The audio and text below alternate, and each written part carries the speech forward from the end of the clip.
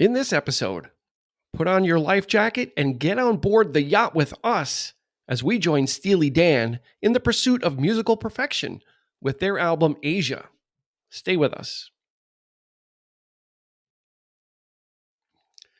Welcome, friends, to the 3324 podcast. Thank you for joining us. We appreciate it so much. We have a big ask. You've obviously found us here, but you know what? Finish the job and go on to social media. Join us on Instagram and Facebook at 3324 podcast. If you're into the Twitter thing, we're there too with 3324p. And joined, as always, by my good friend. I've known him a lifetime. Eric Kuber, and he might say it's a life sentence. Hey, wow! I like how he puts words in my mouth. Jesus Christ! No. Oh, it's always a pleasure. Always a pleasure. he's keeping it low key. That's right. I have no comment. No comment. What? No. Oh boy. So, oh man. This album, Steely Dan's Asia, was one of the first ones. I know when we started this was like one of those foundational albums that I felt was important to talk about and celebrate. Oh yeah. Yeah. You know, it was just like kind of when that master list was being made, when I was, when we were contemplating this and figuring out what we were going to do and what kind of content. This album was like right there. It was fully in the mix with everything. Yeah, absolutely. Yeah, I agree. Perfection. That's, I mean, I'm not gonna jump the gun here, but let's, Well, I said it in the beginning too. I mean, yeah, If you're not into Steely Dan, hopefully this episode will compel you to at least listen to this album. So let's start off, as we always do, with the stats. Of course, we love stats. I love statistics. That's my yes, lifeblood is statistics. Indeed, yes. And trivia. The trivia king. Take this knowledge in and I absorb it. Yep. Hold it for decades if need be. And then it'll come out when needed. I'll just pull out this, random information that no one really cares about. So this album was released in September of 1977, produced by Gary Katz, and he produced every Steely Dan album. He went, from at least from their original run, their 70s to 1980 run. This won a Grammy Award, not surprisingly, or surprising that it didn't win more, but it won for Best Engineering. Mm-hmm. Hit number 3 on the Billboard charts, and it did it quite quickly. It rose up the charts pretty fast and was certified 2 times platinum, which is hard to believe. That's 2 million copies. I'm going to think it's more than that. All songs written by Walter Becker and Donald Fagen. Another duo, another tandem songwriting team. We just did our Squeeze episode. Yeah. And we talked about Chris Difford and Glenn Tilbrook as a functioning unit that was on the same page and was able to get great things done musically. And Walter Becker and Donald Fagen are no different. Yeah, but I would say they're. Let me start by saying they're slightly in the opposite direction in terms of. There's just something so funny about their demeanor and their just the way they carry themselves in the lyrics and in the music itself. They're New Yorkers. They're so deadpan. Yeah, they could be Muppets. To me, they're like Waldorf and Statler. They're so, they could be very low key, very cynical, very deadpan, very sort of like they're just characters in themselves. Like it's but they're smart.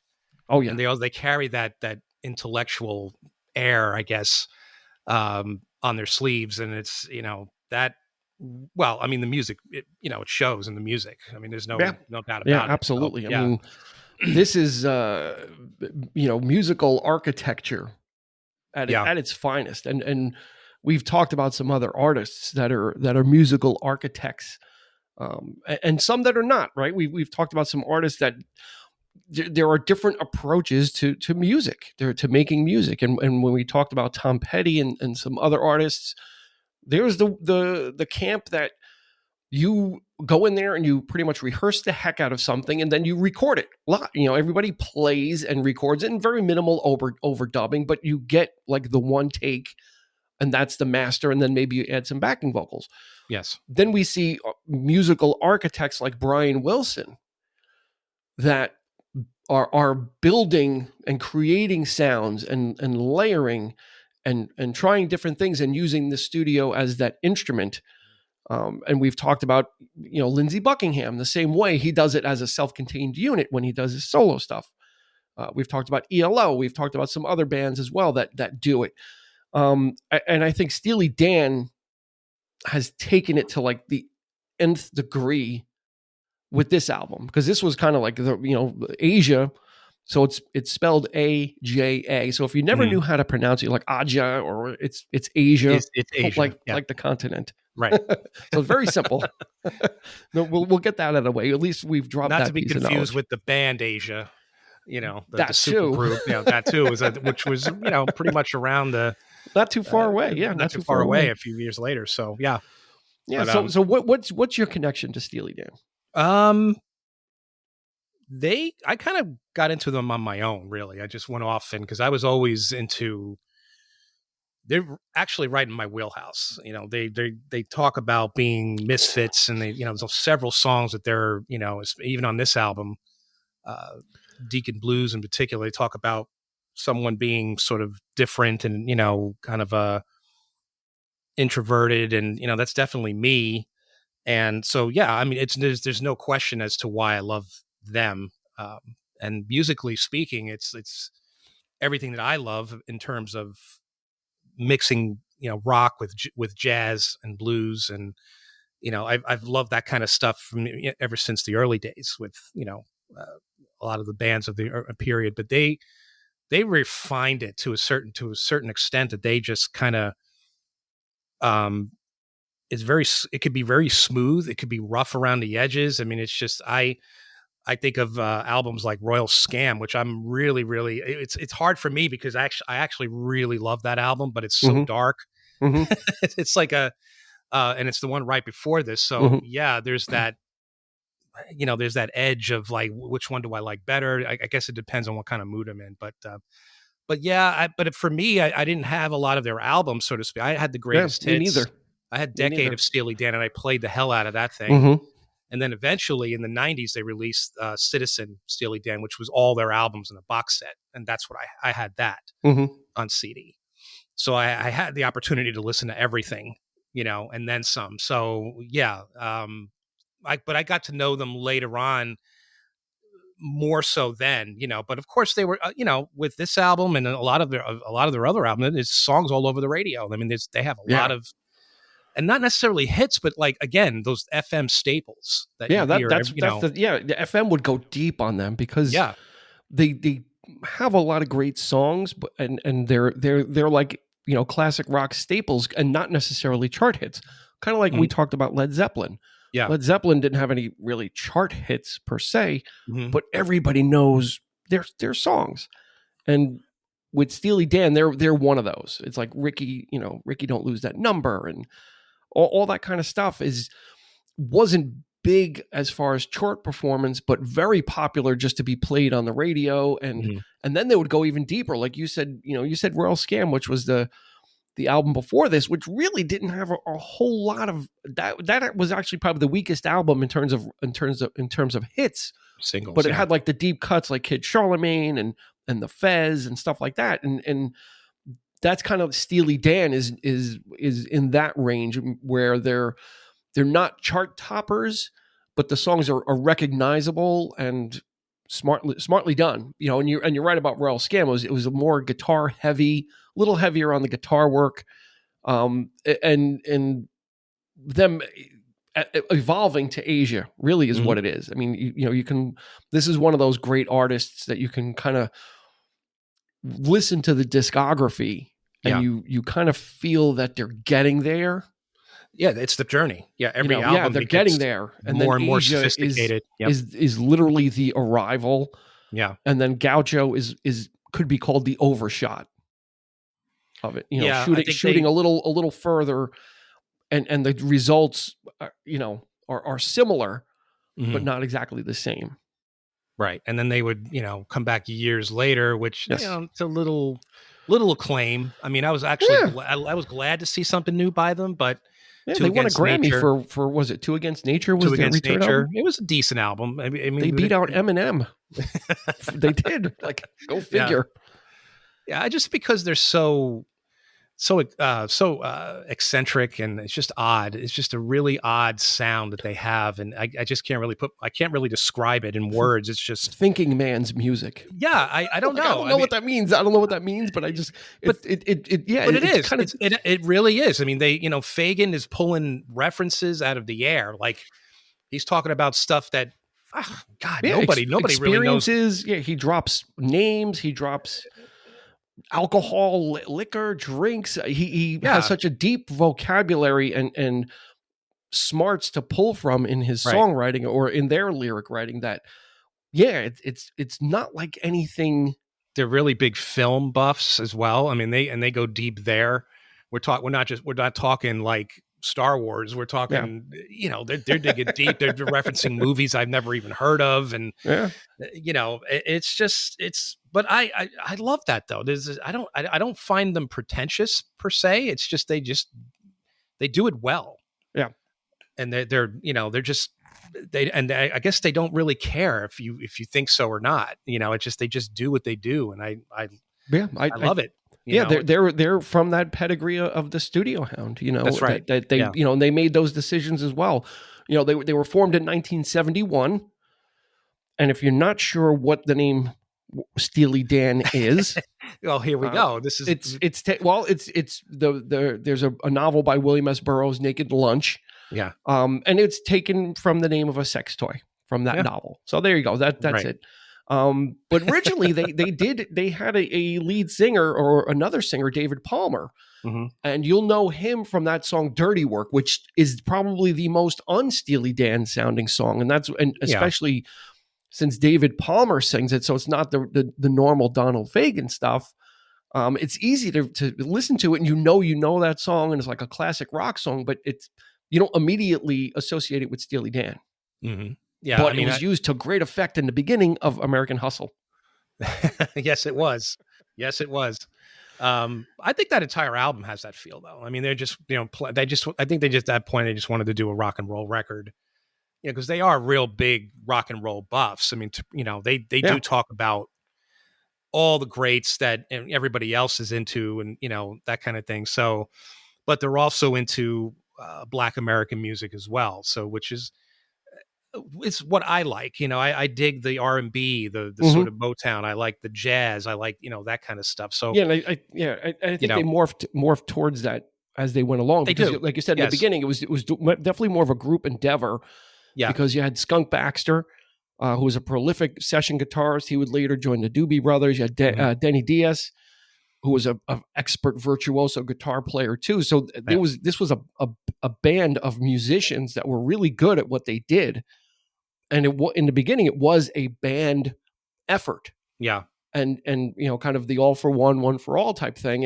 And as the years went on, Becker and Fagan asserted more control over the group, and then eventually said, you know what, I think it was in 1974 was their last tour, and they're like, we don't want to tour anymore. And this Yeah. is not this is a story that we have we've told Oh, before. yeah. That sounds very familiar, They're right? like, Yeah. we want to write songs and be in the studio, so that effectively kind of left these other members kind of out in the lurch. They're kind of like, okay, well, you know what? So, Skunk Baxter goes and he joins the Doobie Brothers, Mhm. which Michael McDonald would join later on too. And Michael McDonald Yeah. figures somewhat heavily into Steely Dan and more so Asia. The later period. Yeah. Yeah. Yep. So Mhm. so they just kind of got that same thing. The Beatles, right? The Beatles went through it. We don't want to tour anymore. It's just we don't want to do that.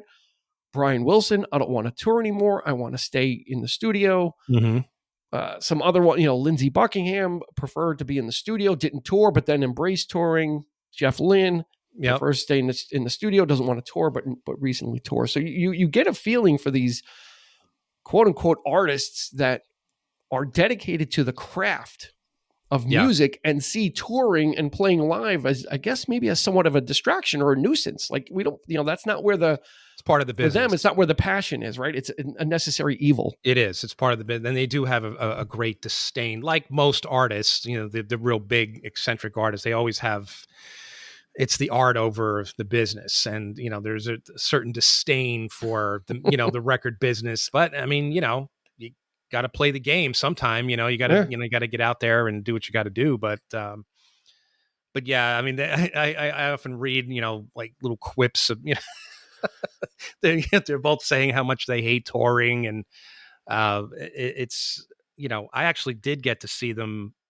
Luckily, I got to see them right before Walter Becker died, which was cool, and they did perform the entire album Nice. of Asia. I think it was I'm guessing it was the anniversary of the album.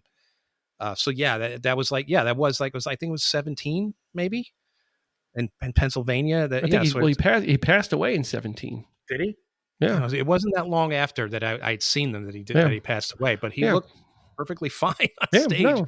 And Yeah. and boy, they sound great. I mean, even the live show is you talk about perfection. I mean, I don't think I've ever heard a band sound that perfect Mhm. live in every band that I've seen. And there's some close calls there, but yeah, they were on point every step of the way. The backing singers, all the session musicians, Didn't you they say were when you saw fantastic. the Banana Splits that they sounded just like they did on the record?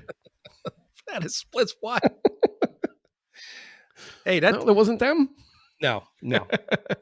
No, Steely Dan is also really good for that whole performing an album in its entirety. I mean, they would do that a lot, just unrelated to anniversaries or anything. Like, yeah, we're going to do Asia, or we're going to do Pretzel Logic, which is great for the fans. If you're into that kind of stuff, I think if I'm not mistaken, I think they used to, at some tours, they used to have like a wheel, and they would spin the wheel, and whatever song came up, they would play. They did that. I think they did that. I think Elvis Costello might have done that as well, but I think they did that I don't know at if my they were the show. first ones to do Yep. that, where they would have a wheel and they would spin it, and whatever came up, it's like, okay, we'll They play actually, that. yeah, I do remember that. They Yeah. did that when I saw them. Yep. That's balls. I mean, you got to, Right. you got to be ready for anything and everything. You do. You You got to like be right on point. Yeah, you got to be, sharp to know exactly. Oh my God, we haven't played this in a really long time, but you got to be ready. And they were. They did. It was impeccable and absolutely impeccable. Even my brother was impressed, who was not really into this kind of thing, and I went to see him with him, and he was into it. He's like, yeah, these sound great. And I'm like, no, I told you, this is what I like, like he's all into, metal and that kind of stuff. And which is fine, but it's like, I prefer this kind of music. There's something, I don't know. I think when you go see them too, because they're such perfectionists in the studio, Yeah. I think you're going to get an elevated live experience, because they're not going to half-ass it, right? They're going to be committed to replicating that as close as possible, and assembling musicians that can do it. So you're going to get like a high quality show when you do go see them. That's right. I mean, even, they'll do that. But on the other hand, I also like musicians who know how to expand upon what they do. I do like every now and again somebody changing the arrangement of a song. I mean, that takes balls to do that as well.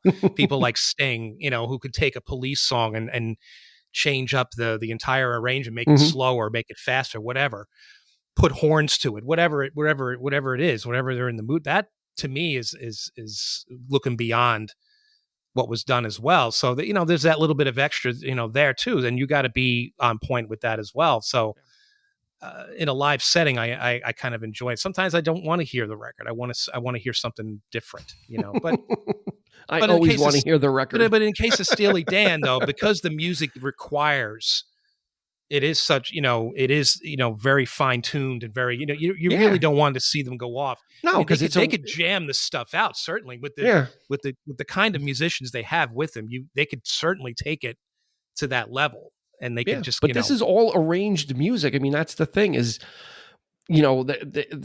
that's why they stop touring, is so they can concentrate on creating this kind of layered music. And Asia, what is like the the pinnacle. Yeah. It's the zenith of what they were trying to do, and they did it in such a a way that is unheard of as well. Hmm. With by this time there really was no band left, so it was Becker and Fagan and studio musicians. Yeah.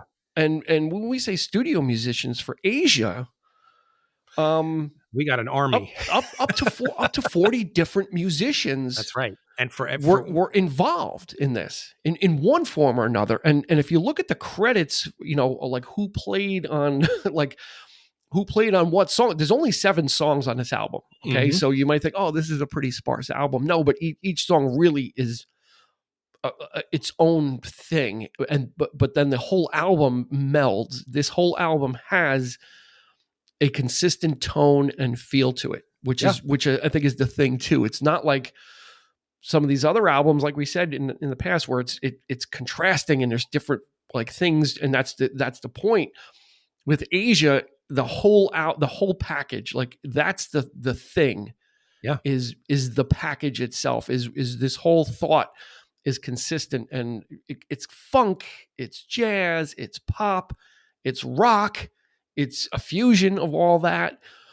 And it But comes it all from them. makes sense. It would sound like, well, using that many adjectives would sound like this is a goddamn mess. Right. But it's coming to pull that off. And they knew exactly what they wanted, both of them collectively. And if you think about it, each song, let's face it, for every song, there's pretty much a different band playing. You got like maybe 4 or 5 different bands playing, collectively on this album for each song. Yeah. So it could sound different. It should sound different. It should. And But the thing is, it doesn't. Right. That's the amazing. That's Right. That's what I was getting to. Is Yeah. when you're using up to 40 people, and like you said, it's not like Pet Sounds where Brian Wilson used the Wrecking Crew, got 15 people in a studio and used them all. Mm-hmm. What Steely Dan would do is one day there would be like 5 or 6 guys coming to cut a track. Yep. Then the next day, 5 or 6 different guys would come in to cut the same track. And they just kept on looking and searching for different combinations and different feels. Right. Who's the best as well arranged and as well thought out as this is, you would think that they would know exactly what they wanted, but they kind of didn't. They kind of like, yeah, let's get a different guitar player in and let them try this solo. And that didn't work. So they would call another guy in and say, come on in and take a crack at this solo. Yeah. Until they found like the right mix and meld.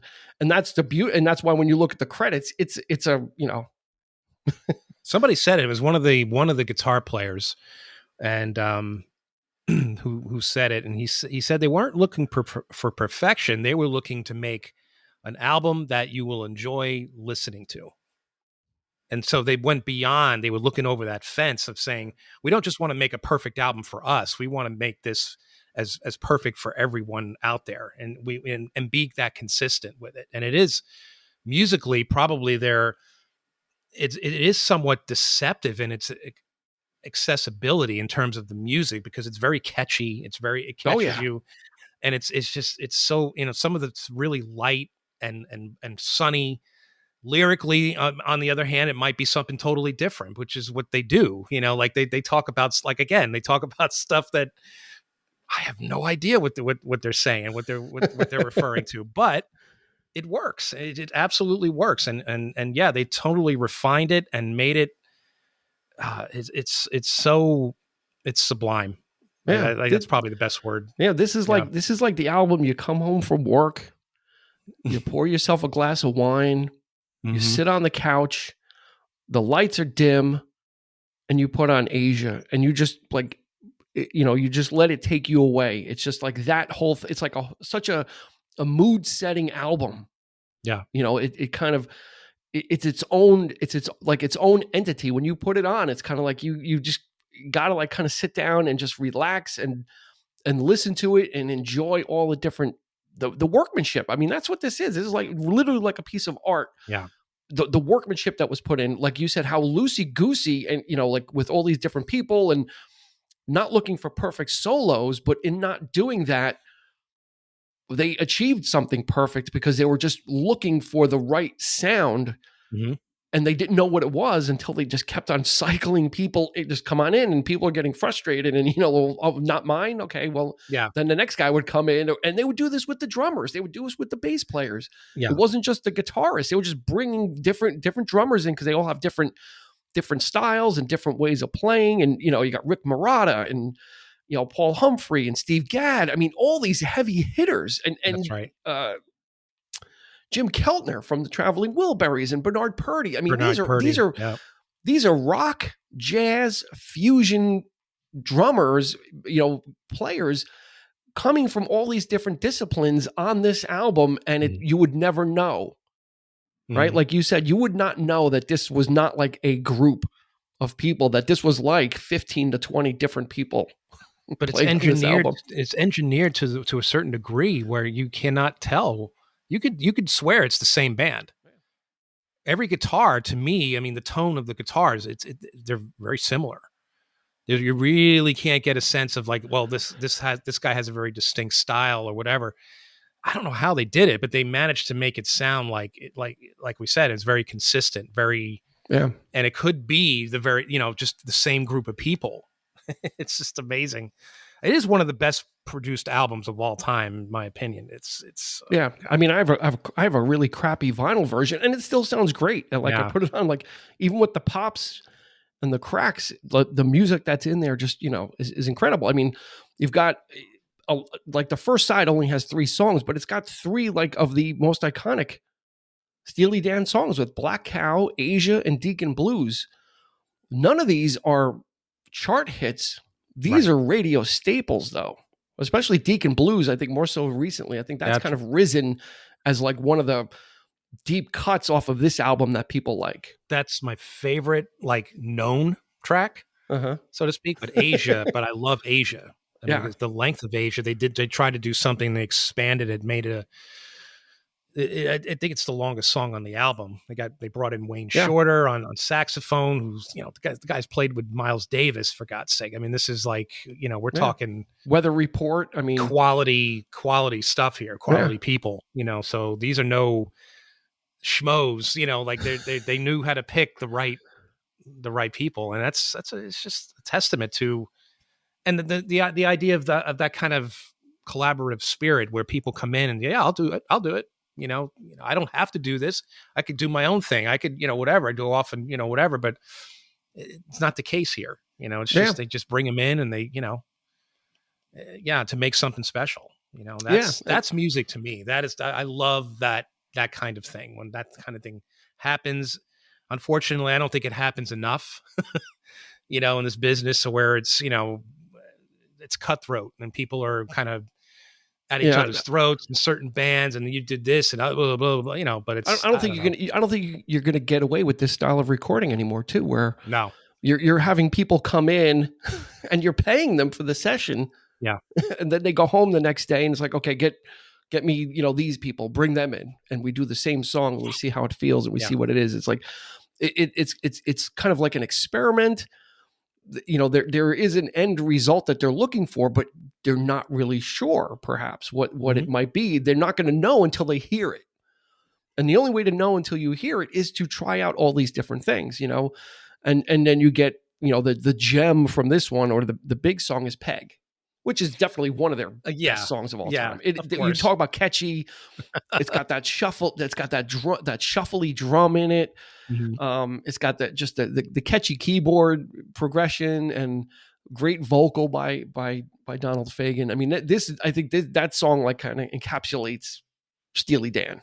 Yeah. Like if you're going to play somebody Steely Dan, you're probably going to play them Peg, or I don't even, maybe or Josie. Or Josie. Yeah. Maybe that Hey riff. 19, but as far as like what encapsulates them, it's Peg. It's just got the catchiness. It's got it's the whole thing, but in a pop song. Like you said, the other songs are a little bit longer because they do expand on some of the musical ideas that they're trying to do, and that's where you get that jazz feel, because that's when they expand into those territories of a little bit more free form and some jamming, but it's not rock jamming.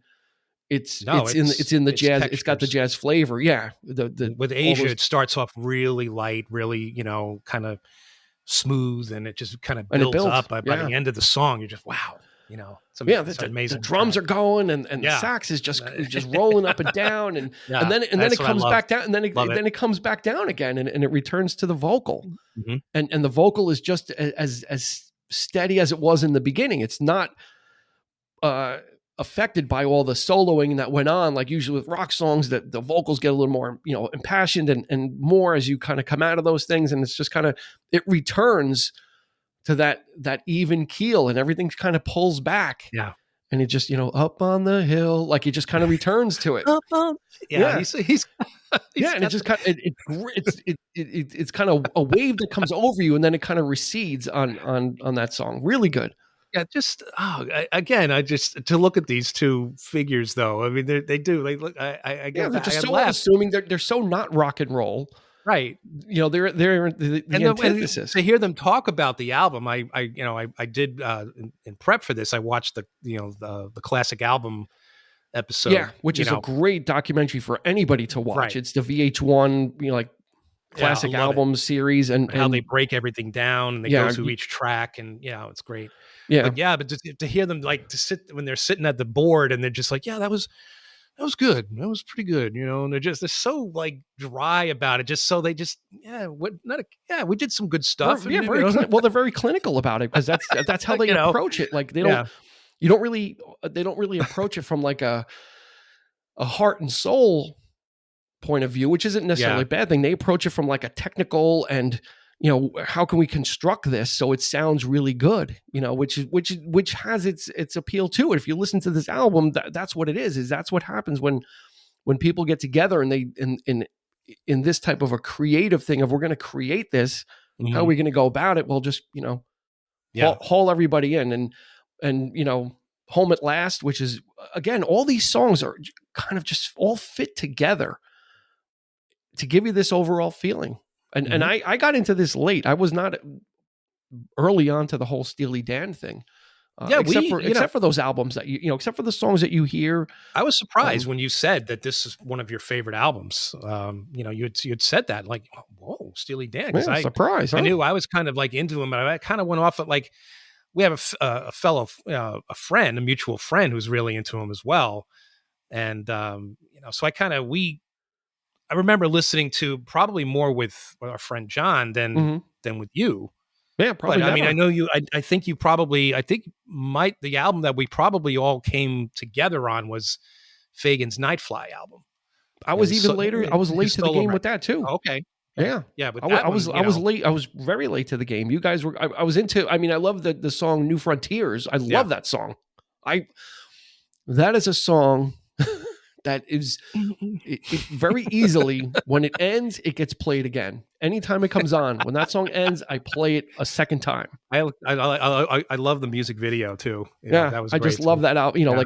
That's a great companion to Asia, because it's another great, like, just kind of piece of work that Fagen did. It was his first solo album after they broke up. But Well, I um, had like every album he came out, Comic Harriad, mhm. that sci-fi thing that he put together, that little concept. I have again no idea what it was about, but even like later on he did. It was not in the later years. It was in the 2000s he put out another solo record, and I Yeah, got that.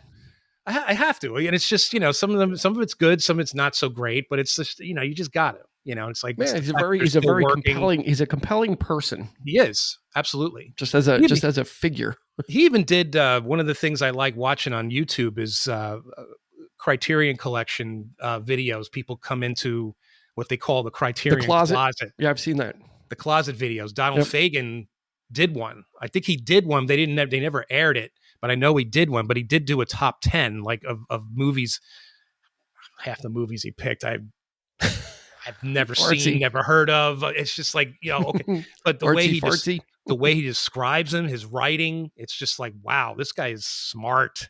He's, I would hate to be in a conversation with this guy because he'd be like, whoosh, he'd be like Yeah. blown away, but yeah, but Yeah, I like that. I like that sort of more esoteric, eccentric vibe that these two, but they know what they're doing, and they this is one of the most unique sounding, you call them a band, if you call it a band, whatever it is, it's nobody sounds like Steely Dan, in my opinion. I don't. It's one of those like things where it's like the Doors in a sense, because nobody really sounded like them, right? I Yeah. mean, they were unique in what they did, and Steely Dan, Yeah, I no, kind of feel them. Steely Dan has a niche in rock and roll that no one really occupies.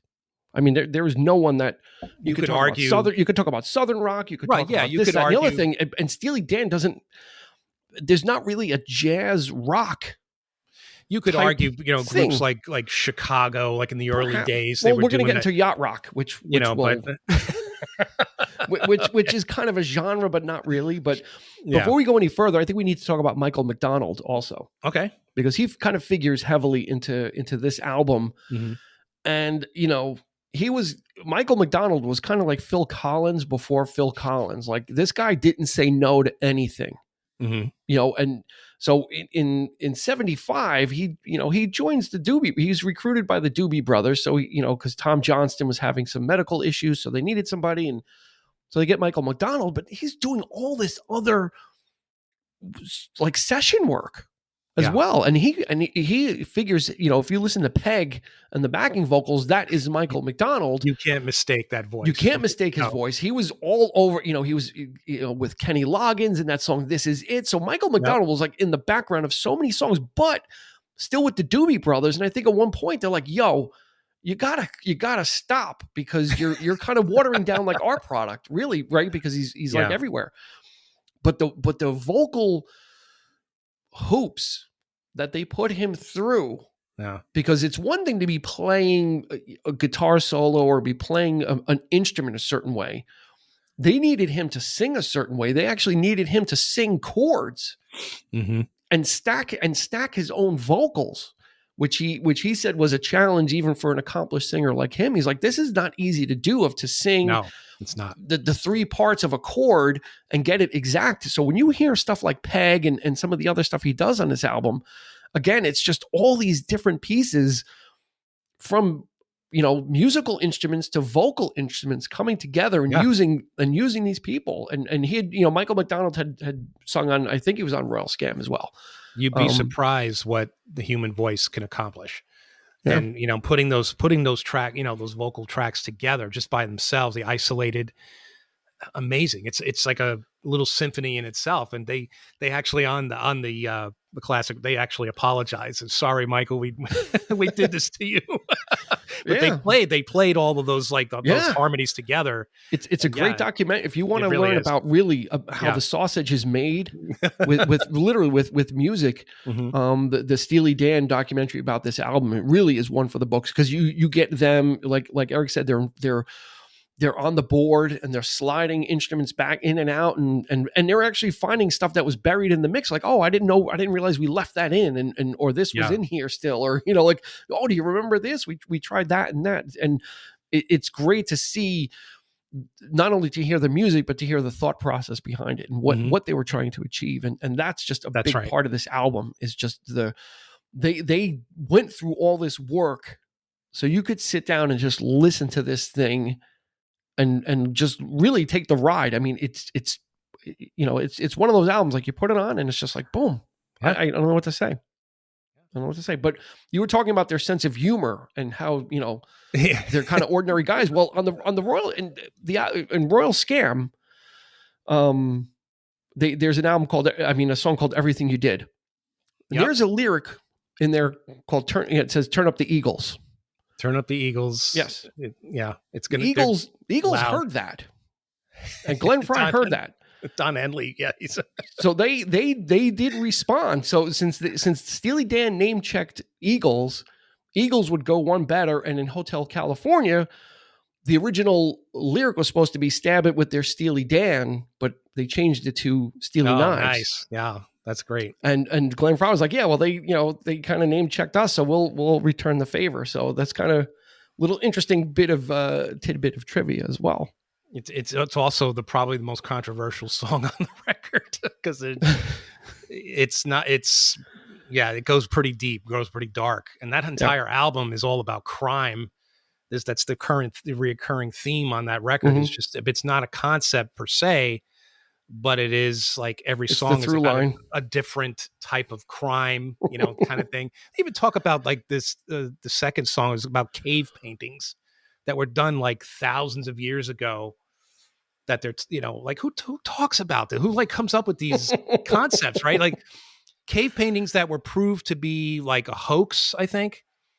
So it was like people were trying to say that, oh, these people drew this stuff like way back in the day before, whatever. But it actually turned out to be true. It was, they did try to debunk it, but it actually came out to be true. But like I said, like who thinks like who would think of like writing a song about that? Encapsulated in a song. Exactly. And put it in the context of like, we're even talking about crime that supposedly happened thousands of years ago. It's like shows they you go how like far back it goes. Esoteric they get, like just weird stuff, Yeah, But yeah, that's the progression is they kind of went through those different phases to get to Asia, which again is the masterstroke of their career. Mm-hmm. They literally started recording their follow-up right afterwards. Actually, there is a song that came out from this era that did not make it on an album, and it would fit very easily on Asia, and that's FM. Yeah. FM was written for the soundtrack of this really disastrous movie called FM. It was the title track, and it was the main song. It's one of their best. Yeah, it's just it fits. It totally fits in this album. It was recorded right at the tail end of when they were finishing up Asia. They knocked it out, and it's got that same feel. So then they go right into the studio. They start recording their follow-up album. Mm-hmm. But it didn't get released for a few years because they were on the ABC label, which is a really defunct and ancient label. I think like the Osmonds were on ABC or Partridge Family. I don't know who was on it, but they got bought by MCA. And with all the squabbles and everything that was going on, Gaucho, their follow-up, which Gaucho, it was ready to go. It got shelved for a couple of years because of all the issues with MCA and promotion and getting things done. Mm-hmm. It finally came out in 1980. And it's kind of like, it's really good. I really like Gaucho, and it continues the themes and it continues what they were doing. It's just a tiny bit slicker. It's at that point, it's a little bit more of the same, I feel. Yeah. Right. But the sound is just, it started to get that extra sheen on it. Mm-hmm. of production. But it was a great album nevertheless. But it kind of, I think by that time the bloom was off the flower. They were starting to also bicker. Becker was bickering. Bicker. And there was some drug issues as well. So at that point, after Gaucho in 1980, they pretty much called it quits. That was it for them. Mm-hmm. And so they had hit the pinnacle. Had started working on the follow up. That just became disastrous because of the record company. And I think that just kind of ended everything for them. And they would go dormant for a long time. But like we said, Donald Fagen would start making some solo albums. And the wonderful, the Nightfly, it's got the song IGY, What a Wonderful World. I love that one. New Frontier and God, Maxine. Michael McDonald on that record too. Yeah. Right? He brought a lot of these people. And do you think it sounds like Steely Dan? Is there a difference, do you think? Or what, in Gaucho? No, in on the Nightfly, like his solo work. Yeah, it does sound a little different because it's throwback. It's throwbacky, and I mean that in a good way. I think Gaucho is kind of climbing towards that because he was playing those weird, like he was starting to experiment with the you blow into it. It's like playing a horn, but it's a keyboard. It's got the keyboard on it. Yeah.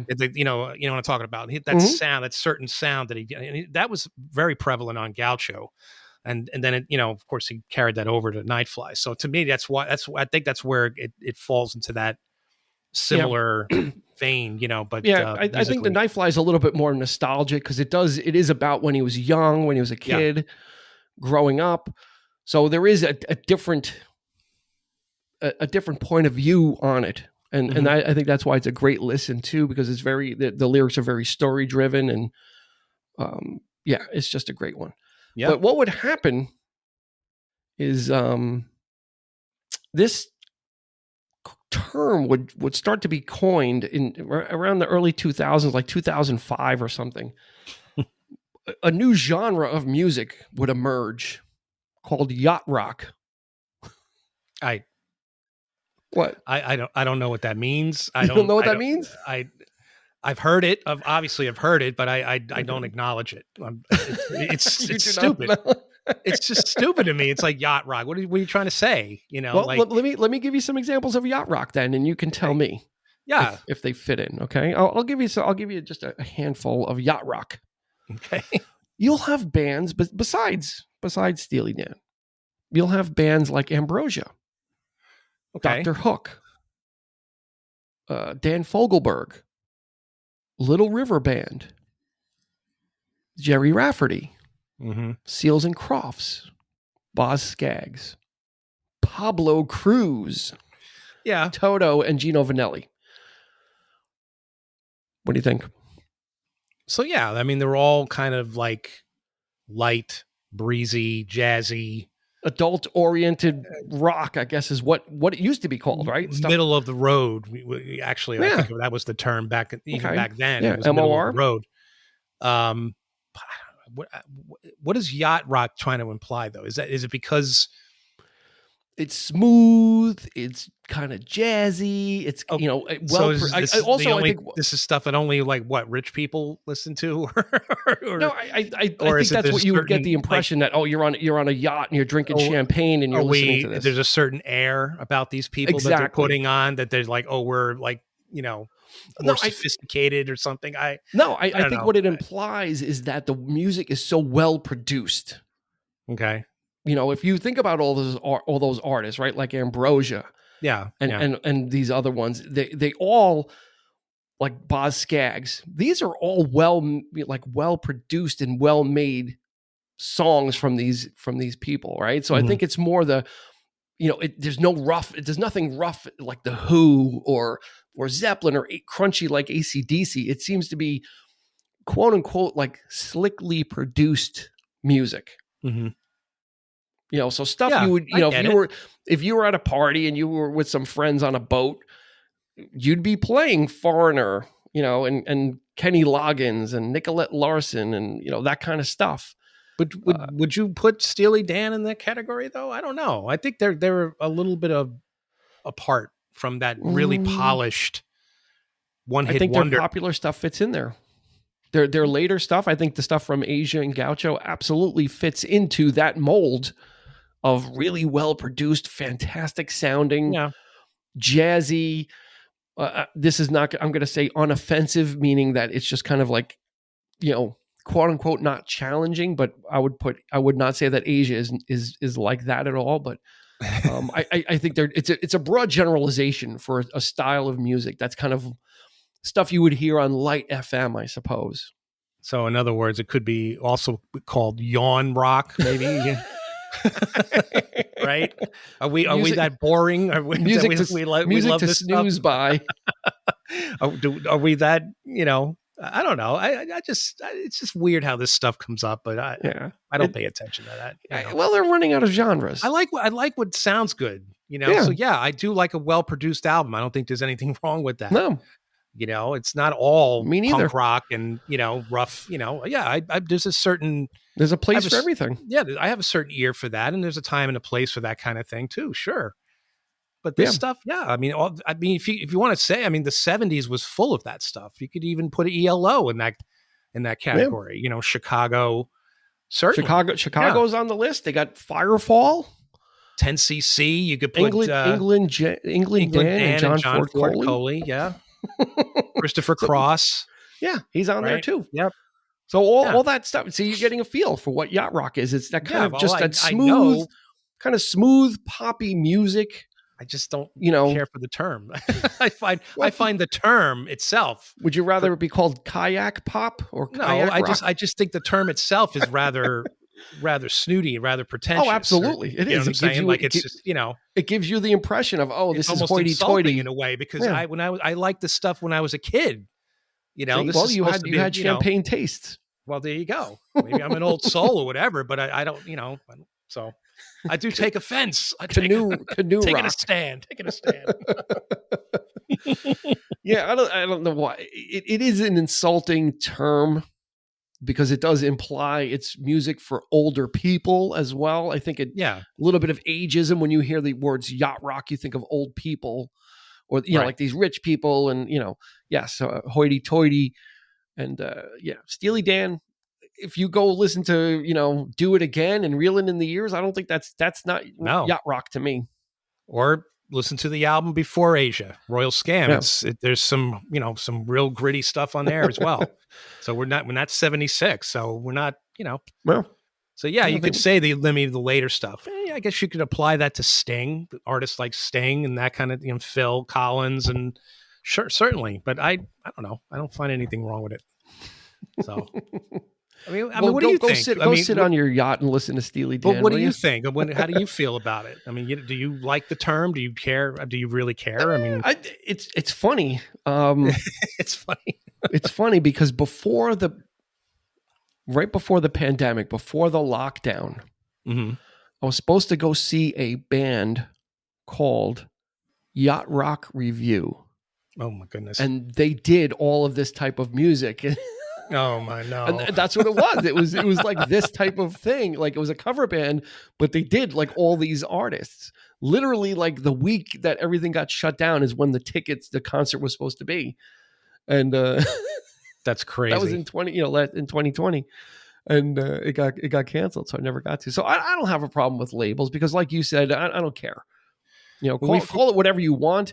It means what it means to me, no matter what the label is. yeah. It doesn't. And this album, I think this album kind of defies labels because it's not rock Hmm.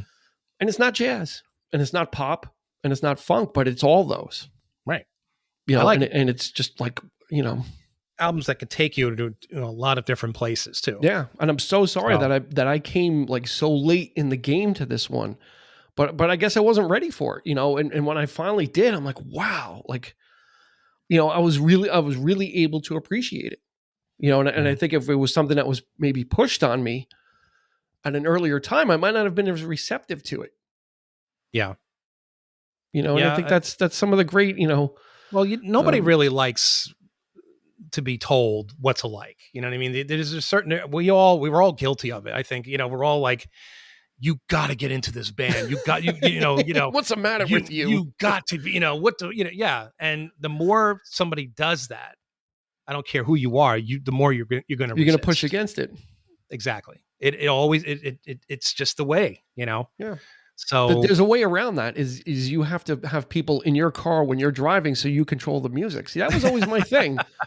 enough. That's why I was always I had the car, so I controlled the music, and that was, so you're at the mercy. So you had no choice but to listen to some of the crazy stuff that There I you go. liked. Yeah, you're right. Dean had But the yeah, license first, the car first. yeah, Yep. but So yeah, back when this stuff was in its heyday, it was not on my radar. Outside of it being on the radio, yeah. right? Outside of like the hits like Peg and Hey 19 and these other ones, Ricky Don't Lose That Number, Steely Dan was not on the radar for me whatsoever. Mhm. It was just kind of there. Like I said, you and our friend Johnny got into the Night Fly when it came out, but Yeah. again, outside of like, oh, New Frontiers is really catchy and I dig it and it's got a clever video, it came and went, passed through my life. And I don't know how I came across it again. I don't know if I don't know if a friend of mine was replacing his CD collection. Mhm. And I think he just gave me like all of the old ones. So like when the stuff gets remastered, the old ones are worthless, whatever. Yeah, I don't yeah, know. yeah. And I think I ended up getting these CDs. And I'm like, okay, okay. Like, and he gave me Rush. He gave me like all these Rush things. He gave me all this Rolling Stones. And I was like, I'm not going to listen to all of it, but I was like, probably Asia was like the iconic album. Even if you didn't know Steely Dan, I was like, that's the one. Right. So I put that on and I'm like, wow, and that's what did it. Yeah. Yeah. And this Well, is it's a like, perfect album to start with. Although You might be disappointed. I mean, if you start with this, you're going to be disappointed in everything else. well, I I don't think. know. I mean, you could make a really good case for their greatest hits album, Well, honestly. yeah, but Or at the very least, not the whole shebang with the box set, but there was a 2-disc that came out in 2000, The Story of Two, I think it was Mhm. called, or whatever, and that had like pretty much everything you needed. It had all the hits plus some of the deep cuts as well. So you were pretty much good to go there. So if you Mhm. were not familiar with Steely Dan and you just wanted to have something, that's a good starting point as well. But no, going back and listening to their records, yeah, with each album, they just got progressively more and more sophisticated. And like I said, I keep bringing up Royal Scam, but these two albums for me were the pinnacle, because Royal Scam was like, they got to that point, but Asia, they refined it. Yep. That's what I And, was exactly going to say. you know, That is and refining, like yeah. putting that razor sharp edge on the music and Mhm. figuring out, like, okay, yeah, this is what we want. It's going to take a lot of work, and it's going to take a lot of people. It's going to take a lot of musicians, but we're not going to stop until we've got it. Right. And they did. They Mhm. stopped, and I think they got it. And I think this is an album that really needs to be listened to, and just literally sat down and listened to. I'm not even going to recommend put it on in the car. I'm going to No, usually, you put this on in the car and listen to it. But I'm going to say, like, sit down. Like, you gotta no, set the mood for this. Like, set the mood. if you set the right mood for this album, it's going to be magical for you as well. If you, well, if you could listen to it with headphones too, that would be even better. But I mean, it has a really nice sound, overall. Gorgeous. I think they tried to actually, when they tried to remaster it with the SACD and the 5.1 mix and all that kind of thing, they couldn't do it because they didn't have like some of the mix, the original mixes. So they had to cancel both projects. They couldn't actually re-release this thing as like these fancy, like 5.10 Yeah, audio thing, and because they didn't have the mix. They didn't have the masters. it just didn't exist. Yeah. They lost Well, the masters, which is a shame. I don't know, just a couple of songs, but it's yeah. enough Well, to, we ended up getting what we got then. I mean, and yeah. I'm happy with it So as it be is. I don't. happy with that crappy Yeah. vinyl that you got, because Wow. it's I don't need yeah. the remaster. I'm good with it as it is. It doesn't need to be touched. There you It go. doesn't need to be tweaked. Album order doesn't need to be shuffled around. There's no complaints with this album. There is no nitpicks with this album Mm-hmm. as well. There is nothing to nitpick on this album. It's just sit down and listen to it and Yep. enjoy. And Yep. Absolutely. that is the final word for Steely Dan There you on go. this episode. The album is Asia. Check it out. It's a top shelf choice for us. It would go into the Hall of Fame along with The Stranger from Billy Joel, which we inducted on Billy Joel's episode. Another New York artist as well. You see a theme here. I think the New York artists have a little bit of edge, or they get a little handicaps, a couple of extra points on our end. Yeah, I think so. So that's going to do it. It should be. For the it should they hometown heroes. Mm-hmm. That's going to do it for this episode of the 3324 podcast. Thanks for joining us. We always appreciate it. Check us out on social media. We do live shows twice a month, believe it or not. That's our commitment to you, is to not only have recorded entertainment, but you can interact with us live. We have a lot of fun. So check us out there. We go live on YouTube and on Facebook. And like I said in the beginning, social media, you can catch us there as well. For Eric, this has been Dean. Thanks for joining us. We will see you on the flip side.